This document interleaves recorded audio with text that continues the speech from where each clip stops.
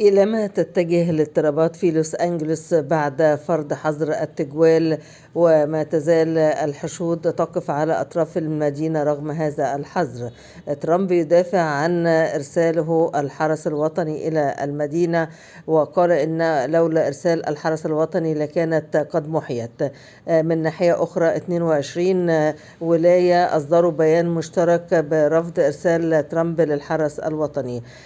ما تزال الأمور مشتعلة، وما تزال حملة الاعتقالات قائمة، وهناك حملة من الهجرة أو منظمة أو المسؤولين عن الهجرة بالمرور بعربات على المساجد وعلى دور العبادة بصفة عامة والمدارس لالتقاط المهاجرين المخالفين. وحتى الآن هناك اعتقالات للمئات.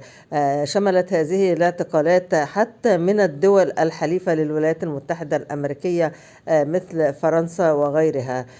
ما تزال الأمور غامضة حتى الآن، وربما تتسع، لأن هناك أنباء عن أن هناك ولايات أخرى مثل كانساس انتقلت إليها العدوى بالتظاهرات.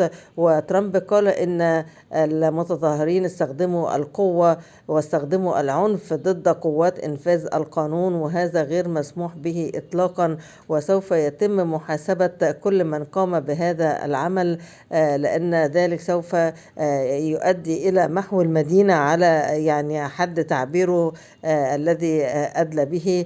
وما زال وقال أنه ربما يرسل المزيد من قوات الحرس الوطني لتهدئة الأمور وعودة الأمور إلى سابق عهدها من الهدوء. ولكن كما نرى أن يعني المتظاهرين يعني في حالة من الغضب، وربما يعني ننتظر لنرى ماذا سيحدث. هل ستهدأ الأمور أم أنها ستتطور إلى الأكثر والأعنف في تاريخ الولايات المتحدة الأمريكية؟